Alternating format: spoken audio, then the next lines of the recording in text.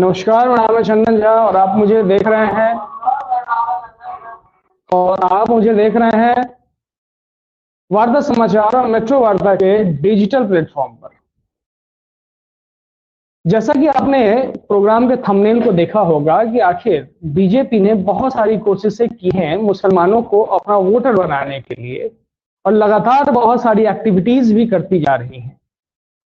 मसलन पसमंदा समाज का सम्मेलन हो, सूफी सम्मेलन हो या 3 तलाक जो महिलाओं के लिए दिया गया, बहुत सारी चीजें। लेकिन फिर भी कहीं ना कहीं मुसलमान भारतीय जनता पार्टी के पाले में आता हुआ नहीं दिख रहा है। चुनावी मौसम, चुनाव का माहौल शुरू हो चुका है। 5 राज्यों में चुनाव के तारीख की घोषणा कर दी गई है। नवंबर में इलेक्शंस हैं और अगले साल आम चुनाव भी होने वाले हैं। तो इसी संदर्भ में बातचीत करने के लिए आज हमारे साथ हैं कमर सिद्दीकी साहब। सिद्दीकी साहब नमस्कार। नमस्कार।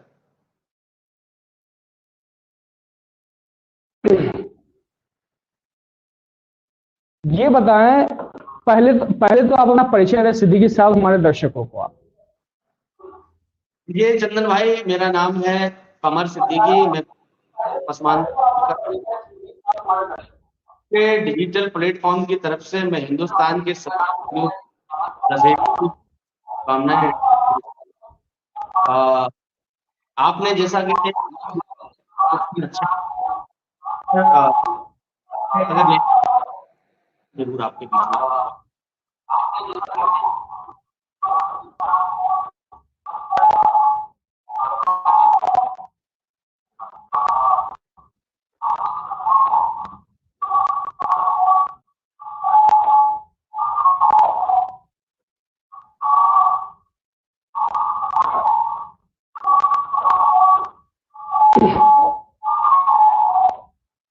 कुछ टेक्निकल ग्लिच आ रही है, कुछ टेक्निकल इशू आ रहा है जिसे हम लोग अभी सॉर्ट आउट कर लेंगे। लेकिन सबसे बड़ी बात यह है, आपको आवाज आ रही है कमर साहब? मेरी आवाज आ रही है आपको? मेरी आवाज आ रही है आपको? जी जी जी, बिल्कुल बिल्कुल बिल्कुल बिल्कुल।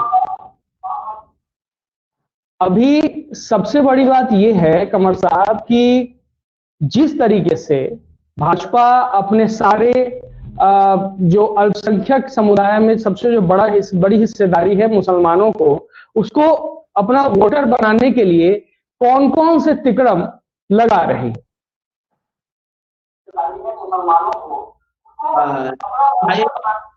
तो अपोजिशन का सवाल है कि भारतीय जनता पार्टी मुसलमान बनाने के लिए प्रधानमंत्री श्री नरेंद्र मोदी जी का ये काम नहीं है तिगड़म लगाने का।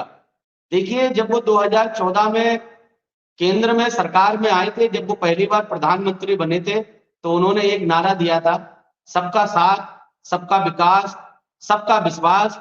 और 2019 में उन्होंने एक चीज और जोड़ दी थी, सबका प्रयास। सबका प्रयास अर्जित करने के लिए आप देखेंगे 2022 के जब अभी विधानसभा के चुनाव हुए, तो आप ये देखिए कि मुसलमानों ने बहुत बड़ी तादाद में भारतीय जनता पार्टी के पक्ष में उत्तर प्रदेश में वोट नहीं किया। लेकिन उसके बावजूद भी माननीय प्रधानमंत्री जी ने जो नारा दिया है, सबका साथ, सबका विकास, सबका विश्वास और सबका प्रयास को अर्जित करने के लिए आप देखें तो उत्तर प्रदेश सरकार के अंदर राज्य मंत्री अगर बनाया दानिश नजाद अंसारी को, तो वो सबका विश्वास अर्जित करने के लिए ही बनाया है। आप देखें अशफाक सैफी साहब को अल्पसंख्यक आयोग उत्तर प्रदेश का चेयरमैन बनाया, तो वो सबका विश्वास अर्जित करने के लिए ही बनाया है।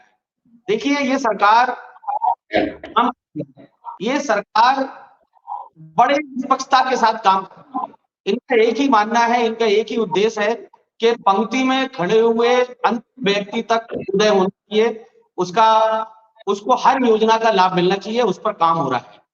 वही भारतीय जनता पार्टी मुसलमानों के बीच में पसमानदा संगठनों के साथ में मिलकर के हर एक मुसलमान के दरवाजे पर पहुंच रही है, अपनी योजनाएं बता रही है।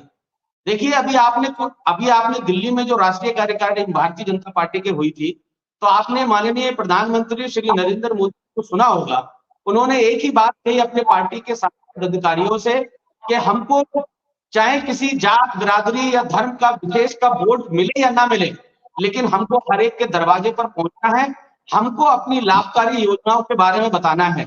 जो 70 सालों से 75 सालों से जो लोग पीड़ित थे, ठगे हुए थे, उनको ये बताना है, उनको ये दिखाना है कि ये सरकार आपकी है, आप पे है, आपके साथ है और आपसे मिलजुल कर ही चलेगी। जैसा कि चलिए, आपने देखा कि यही बस मैं एक मिनट आपको रोकना चाहूंगा। अभी कुछ ही महीने पहले कर्नाटक में विधानसभा इलेक्शंस हुए, ठीक है, और वहां पे जो वोटिंग परसेंटेज था, लगभग 30 से ज्यादा सीट पे बीजेपी 5000 से कम वोट से हारी है।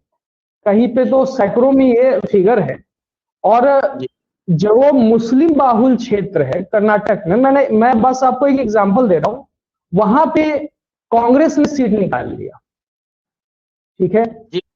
बीजेपी के जो कैडर वोट है, जो कहा जाता है जो कैडर वोट है, वो तो है ही, लेकिन कहीं ना कहीं मुसलमान बीजेपी से जो दूर है, वो वापस आएगा, अपना अंगूठा लगाएगा और कमल पे अपना विश्वास जताएगा या नहीं?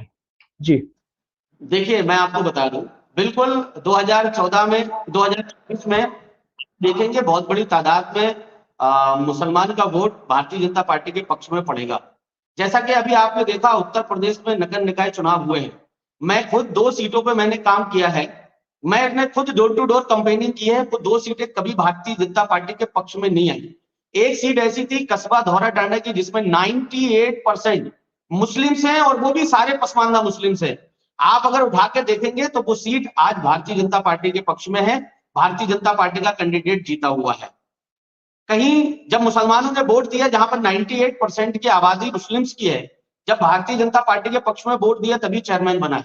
एक शाही की सीट है जो कभी भारतीय जनता पार्टी को नहीं मिली, मैंने वहां खुद जाकर डोर टू डोर कैंपेनिंग की थी, अच्छी तादाद में वहां पर मुस्लिम्स हैं, मुस्लिम्स ने एकजुट होकर भारतीय जनता पार्टी के पक्ष में वोट दिया है और वहां पर मिली है। रहा सवाल कर्नाटक का, हाँ हो सकता है कि कर्नाटक में हम लोग अभी सारे मुस्लिम्स को समझाने में या उनके दरवाजे पर पहुंचने में समक्ष रहे हो, लेकिन 2024 का हमारा प्लान है कि हम हर एक मुस्लिम्स के दरवाजे पर जाएंगे, अपनी जो लाभकारी योजनाएं हैं, जो लाभकारी योजनाएं उन लोगों को मिल रही हैं, वो बताएंगे। हमें पूर्ण विश्वास है कि 2024 में माननीय प्रधानमंत्री जी के पक्ष में एक एक मुस्लिम वोट्स करेगा। देखिए 2024 में ज्यादा वक्त नहीं है, हालांकि 2023 में जो 5 राज्यों में चुनाव होने वाले हैं, तेलंगाना उसमें सबसे इंपॉर्टेंट है, क्योंकि तेलंगाना में मुस्लिमों की आबादी अच्छी खासी है और ओवैसी वहीं से आते हैं, जो बहुत ही मतलब जो उनके जो भाषण होते हैं वो कहीं ना कहीं हिंदू मुसलमानों में फूट डालने का काम करते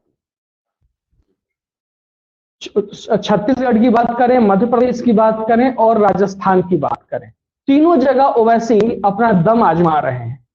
ओवैसी के दम आजमाने से फायदा किसे होगा, भाजपा को या कांग्रेस को, इन 4 राज्यों के इलेक्शंस में? आपसे सवाल है कमल साहब।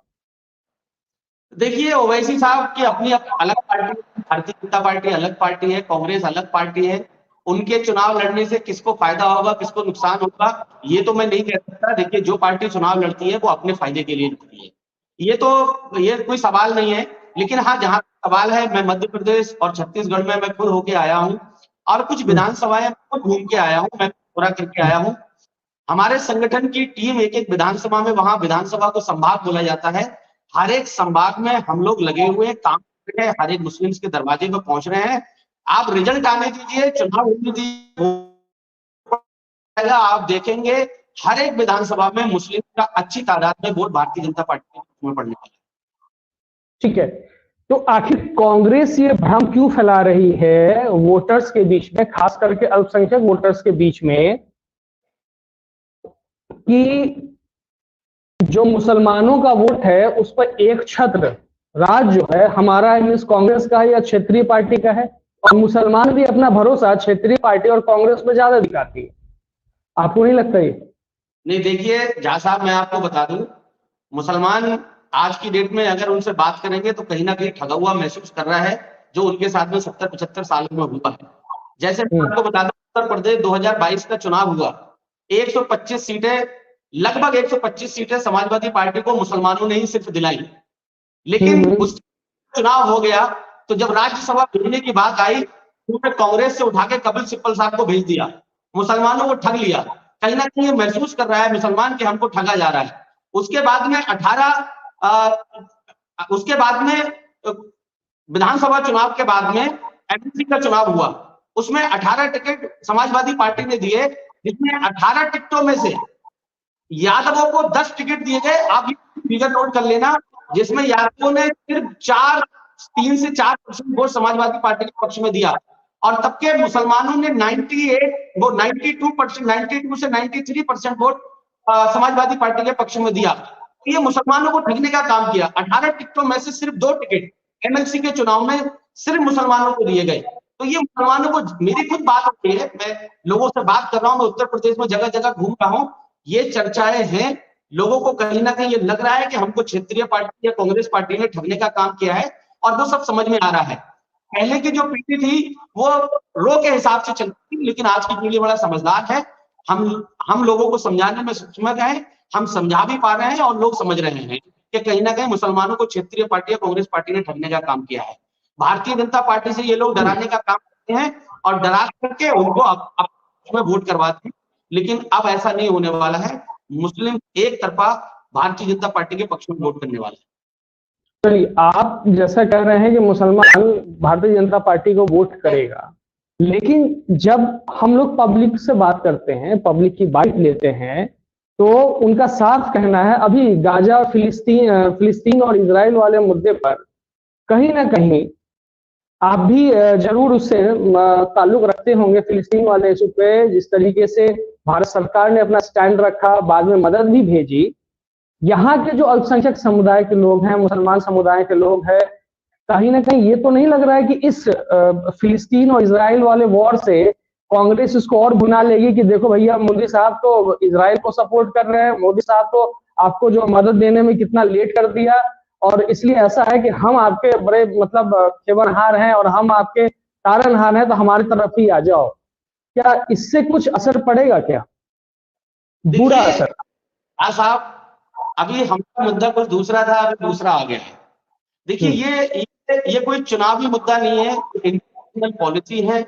इंटरनेशनल पॉलिसी में कौन सा देश पॉलिसी के साथ फिट होता है, कौन सा देश हमारे साथ काम कर रहा है, कौन सा देश हमारे साथ दुश्मनी निभा रहा है, ये इंटरनेशनल पॉलिसी के ऊपर होता है। इंटरनेशनल पॉलिसी पे मैं काम नहीं करता हूँ। आई एम नॉट ए विदेश मंत्री। नहीं, मैं समझ गया, आप इंटरनेशनल पॉलिसी पे काम नहीं कर रहे कमर साहब, लेकिन बात क्या है कि चौक पे चौराहों पे लोगों के बीच में जो गाजा में फिलिस्तीनी मारे गए हैं, ठीक है, जो मारे गए हैं, उनका संवेदना भारत के मुसलमानों से भी जुड़ा हुआ है। उनको कहीं ना कहीं ये लगता है कि मोदी सरकार इसमें फेल्योर हो गई, तो हम ऐसा है कि हम कांग्रेस की तरफ ही झुक जाएंगे, और कांग्रेस जिस तरीके से हमें ठग रही थी, फिर से 5 साल और मौका देंगे, वो हमें ठगे, लेकिन हम मोदी साहब के पीछे नहीं जाएंगे, भाजपा के पीछे नहीं जाएंगे। मेरा कहने का मतलब तात्पर्य ये था, मेरा बिल्कुल ये नहीं था कि आप इंटरनेशनल कोई ऐसा इश्यू हो इसमें। जी देखिए, हमारे पार्टी जो है, ये हमारे प्रधानमंत्री जी जो भी कार्य करते हैं बड़ा सोच समझ के करते हैं, और आपको ऐसा लग रहा है कि है, लेकिन ऐसे मुसलमानों में कोई ऐसी कोई बात नहीं है। जो गवर्नमेंट का, जो हमारे प्रधानमंत्री जी के साथ पूरे हिंदुस्तान की पब्लिक, हर एक आदमी उनके साथ है। चलिए, तो कमर साहब, आपका बहुत बहुत धन्यवाद। आपने जो अपना, चूंकि आप राष्ट्रीय अध्यक्ष है भारतीय पसमानदा मंच के भी, और पसमानदा समाज को भारतीय जनता पार्टी के साथ जोड़ने का काम कर रहे हैं, और जैसा ग्राउंड लेवल पे जाके आप काम करते हैं, रूट लेवल पे जाके काम करते हैं, और बताते हैं कि भाई 75 सालों में आपके साथ जो दुर्व्यवहार हुआ उसमें कांग्रेस दोषी है और भाजपा आपको एक सही रास्ता देगी, हालांकि दिखाई भी दे रहा है। आपका बहुत बहुत धन्यवाद कमर साहब, हमारे साथ जुड़ने के लिए। बहुत बहुत। तो ये थे हमारे साथ कमर सिद्दीकी साहब, भारतीय पसमानदा मंच के राष्ट्रीय अध्यक्ष हैं, और ये मुसलमानों के बीच में एक जन जागृति जगाने का काम कर रहे हैं, और बताते हैं ये जाकर के कि किस तरीके से लोग, जो पुराने जो सत्ताधारी थे, कांग्रेस या क्षेत्रीय दल, इन पसमानदा समाज के मुसलमानों को कैसे परेशान किया, कैसे ठगा, लेकिन अब शायद इतना होने के बाद क्या वाकई में भारतीय मुसलमान भारतीय जनता पार्टी को वोट करेगी या नहीं करेगी, ये सिर्फ आने वाले चुनाव पे डिपेंड करता है। हालांकि भारतीय जनता पार्टी ने जो सरकार है और इसके जो हेड ऑफ कैबिनेट है प्रधानमंत्री नरेंद्र मोदी, उन्होंने बहुत सारी कल्याणकारी योजनाएं भी चलाई। 3 तलाक जैसे बहुत एक ऐसा इशू था जिसे खत्म करवाया, कोर्ट के मार्फत इसे लीगलाइज करवाने की कोशिश की गई और हो भी गया है। 3 तलाक ऐसे कोई किसी को नहीं दे सकता है। साथ ही साथ जो समारोह है, सूफी समारोह करवाना, सूफी सम्मेलन करवाना, पसमंदा समाज के बीच में अपने लोगों को भेजना, ये कहीं ना कहीं कर तो रही है बीजेपी। लेकिन जो बीजेपी का कैडर वोट है, क्या कैडर वोटर इससे खुश होगा? तो हम सिर्फ एक परसेप्शन बना सकते हैं। परसेप्शन पे असली जामा जो है वो पब्लिक ही दे सकती है अपने अंगूठे की मदद से। और जब इलेक्शन होगा, इलेक्शन में क्या रिजल्ट्स आते हैं वो देखना बहुत ही दिलचस्प होगा। 2023 के आखिरी महीनों में और 2024 के मिड तक, लगभग मई तक, ये जो टाइम है हिंदुस्तान के लिए बड़ा ही प्रोमिनेंट टाइम है। और इलेक्शन, लोकतंत्र, डेमोक्रेसी, राज्यसभा, लोकसभा, विधानसभा में ये सारी चीजें मिल करके इस लोकतंत्र को मजबूत बनाएंगी।